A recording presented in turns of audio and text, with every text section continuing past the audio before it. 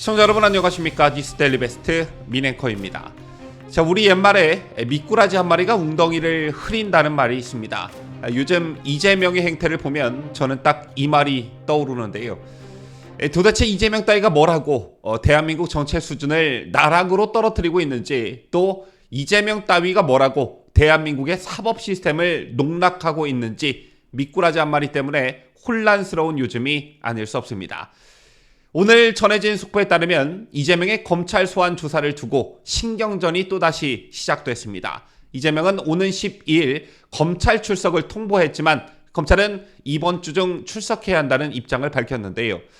쌍방울 대북 송금 의혹을 수사 중인 수원지검은 오늘 오전 공지를 통해 이재명 대표 측 변호인으로부터 9월 12일 출석하여 피의자 조사를 받겠다는 통보를 받았다며, 검찰에서는 이재명 대표가 앞서 2회 불출석한 바 있고 단식으로 피의자 조사에 지장이 초래되고 있으므로 늦더라도 금주 중 9월 7일에서 9월 9일까지 피의자 조사가 이루어져야 한다는 출석 요구를 했다고 밝혔습니다. 이재명의 출석일을 두고 양측이 벌인 신경전은 관련 의혹에서만 벌써 세 번째인데요. 앞서 검찰은 이재명을 입건한 뒤에 8월 23일과 8월 30일에 출석해 조사를 받으라고 통보했지만 이재명 측은 다음 날인 8월 24일에 출석하겠다고 맞서면서 검찰이 요구한 일정은 맞추기 어렵다고 밝힌 바 있습니다. 제2의 검찰에서는 이 대표가 출석하겠다는 날에는 와도 조사를 할 수가 없다며 조사 불가 입장을 냈었는데요. 이후 지난 1일 이재명은 4일 출석해 오전 조사만 받은 뒤 다시 일정을 잡겠다고 밝혔고, 검찰은 재차 4일 출석 2시간 조사는 불가능하다는 입장을 재차 밝히면서 정상적인 조사를 받으라고 요구한 바 있습니다. 자, 결국 이재명은 지난 4일 검찰에 출석하지 않겠다면서 검찰의 조사를 거부했고, 검찰이 재차 이번 주 안으로 출석을 요구하기까지에 이른 것인데요. 이재명의 이런 깽판으로 상황이 이 지경까지 이르게 되자 수사팀 내부에서는 이재명에 대한 조사 없이 곧바로 구속영장을 청구하는 방안과 소환 의사를 밝힌 만큼 조사 이후 구속영장을 청구하는 방안 등을 함께 검토하고 있는 것으로 알려졌습니다. 우선 전자의 경우, 즉 소환조사 없이 곧바로 구속영장을 청구하는 방안에 대해 알아볼 텐데요. 수원지검은 이미 입장문을 통해 이재명이 끝내 2회 연속 불출석한 것과 관련해 유감을 표명한 바 있습니다. 이재명이 단식으로 피의자 조사에 지장이 초래되고 있다는 점도 입장문을 통해 강조한 바 있는 만큼 소환 조사 없이 영장을 청구할 가능성이 대두되고 있는 것인데요. 먼저 이재명은 2차례나 소환에 응하지 않았지요. 불응 사유 역시 일정이 있다는 등의 다소 납득하기 어려운 것이었고, 그 다음 곧바로 단식으로 이어졌습니다. 따라서 3차 소환에도 응하지 않을 경우 조사받을 의지가 없다는 뜻으로 간주될 수 있는 것이고요. 이 경우 바로 영장을 청구할 수 있다는 것이죠. 그리고 또 한 가지, 이재명이 검찰에 출석해 조사를 받더라도 진술서로 가름한다는 말을 되풀이하면서 사실상 다시 한번 묵비권을 행사할 가능성이 높다는 것입니다. 때문에 어차피 이럴 거 소환 조사가 무슨 효용성이 있겠느냐라는 점인데요. 다만 검찰이 조사 없이 영장을 청구할 경우 이 점을 이재명이 자신에게 유리한 쪽으로 활용할 가능성이 있기 때문에 검찰로서는 상당한 부담감을 느낄 수밖에 없는 것입니다. 나는 검찰 소환에 출석한다고 했는데 검찰이 조사 없이 영장을 청구했다라는 논리로 이재명이 동료 의원들에 대한 여론전에 나설 게 뻔하고, 설사 체포동의안이 가결되더라도 법원에서 기각되게 되면 조사도 없이 무리한 영장을 청구했다는 비난을 검찰이 감수해야만 하는데요.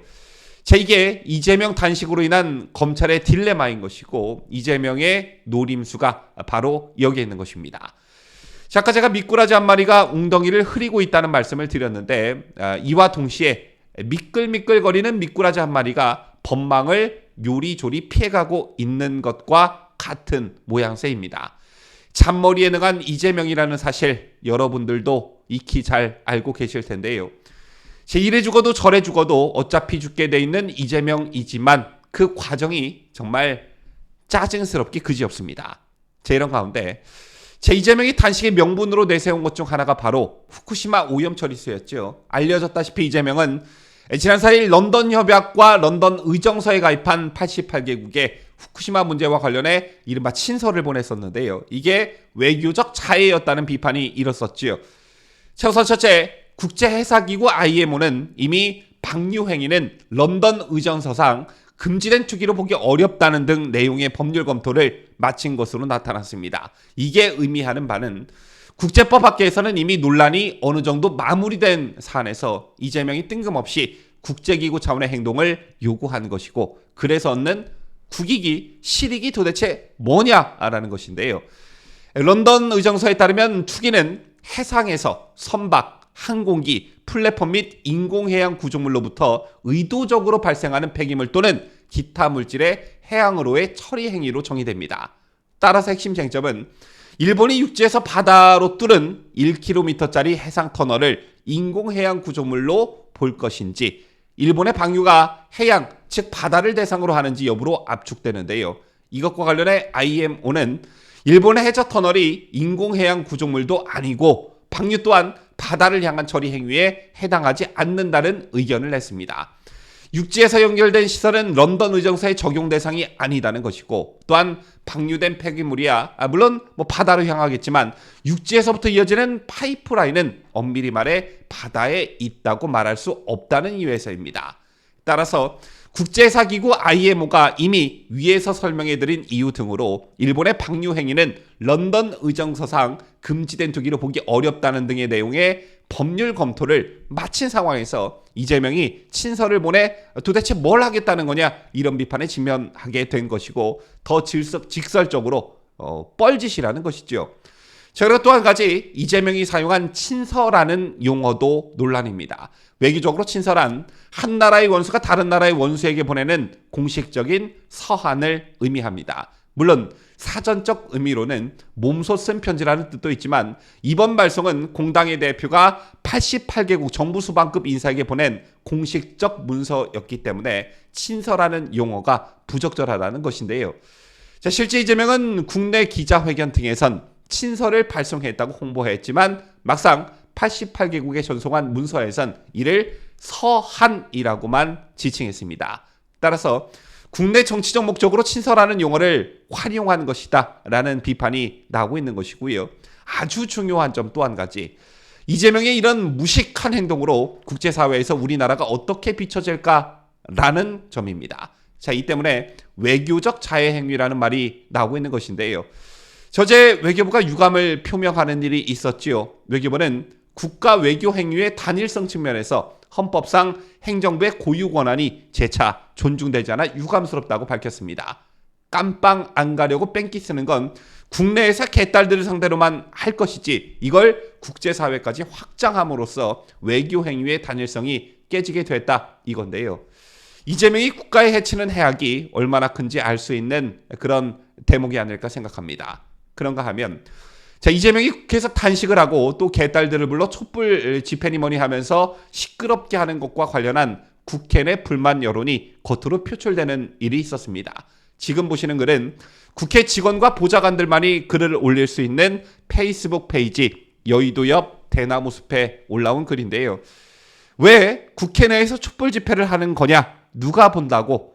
그냥 본인들만의 잔치인가라며 왜 180석이나 있는데 촛불을 들고 단식을 하는가라는 취재 글이 올라왔습니다. 어제 저녁 7시 국회 본청 앞 계단에서는 더불어민주당원과 지지자 700여 명이 모여 윤석열 정권 폭정저지 민주주의 회복 촛불 문화제를 열었습니다. 민주당 조직국이 전날 전국 17개 시도당의 날짜를 지정해주면서 200명 이상씩 지원하라는 내용의 공문을 냈지만 참석자가 1000명도 안 된 것이었고, 따라서 민주당 의원들과 당원 그리고 개딸 등의 지지자만 집결하는 반상회 수준의 성격이 강했다는 것인데요. 소위 촛불문화제는 이재명 단식을 응원하자는 취지로 마련됐다고 합니다. 단식 이틀째인 지난 1일 처음 열렸고 전날 4일에 이어 어제가 세 번째였는데, 이재명의 단식과 마찬가지로 당초에 촛불 집회를 국회에서 하는 이유를 모르겠다는 비판 여론이 고조되고 있는 것입니다. 실제 촛불문화제를 보면 민주당 내부 행사를 넘어 이재명 팬클럽 행사같이 보여지는데요. 지난 1일과 4일 박강원 원내대표가 연설을 위해 나설 때면 여기저기서 물러가라, 내려와라 등의 야유가 쏟아졌고 박 원내대표 연설 중에도 강성 지지자들은 이재명을 외치면서 연설을 방해했고 지켜보던 한 당직자는 왜 아무도 말리지 않느냐? 이게 당내 투쟁 대회 맞나? 라고 불쾌감을 드러내기도 했습니다. 심지어 어느 보좌관은 의원과 보좌진을 제외하면 참석자 절반은 내년 총선 출마 희망자, 나머지 절반은 개딸이라고 평가하기도 했습니다. 국민 세금으로 운영되는 국회가 마치 자기들의 놀이터처럼 활용되고 있는 모습인데요. 내일은 국회의원회관 대회의실에서 영화 봉오동 전투를 단체 관람한다고 합니다. 어제 한 사진이 화제가 되었죠. 바로 제 옆에 있는 사진이 그것인데 단식 농성장에서 한 여성이 이재명을 향해 큰절을 하는 모습입니다. 이재명 옆에 있는 다른 의원들의 표정을 잘 보시면 아시겠지만 지들도 참 어이없어 하는 표정을 읽을 수가 있는데요. 대한민국 정치 수준이 진짜 왜 이렇게 됐는지 제가 왜 미꾸라지 한 마리가 웅덩이를 흐렸다라는 비유를 했는지 여러분들께서도 피부로 느끼시고 있을 거라 생각합니다. 지금까지 저는 자유대한민국을 소화하는 뉴스데일리 베스트 민앵커였습니다.